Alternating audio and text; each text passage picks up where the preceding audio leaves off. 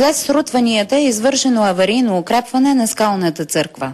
Козирката пред църквата е напукана и има опасност да паднат каменни блокове и други плочи. Пукнатините са доста големи. В момента е укрепена църквата, затворена е, но е опасна да се посещава от туристи. Пари за трайно укрепване през тази година няма. Ще намерим едно трайно конструктивно решение на нейните проблеми. Убеден съм, че в рамките на до една година тя отново ще бъде достъпна за посетители.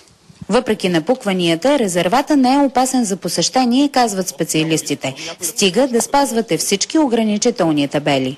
Има пукнатини, които са горе до светилището и до скалните гробници, но има сложена предпазна решетка. Ако вървят по утъпканите пътеки, няма опасност за туристите. Яйлата е уникален архитектурен и природен резерват. Запазени и проучени са пещерен град от 101 жилища, заселени още през 5-то хилядолетие преди Христа, 4 некропола от скални гробници, винарни и ранновизантийска крепост. От античността са съхранени светилище, жертвени камъни и вкопани гробници. За BTV новините от Яйлата, Петромира Кирчева.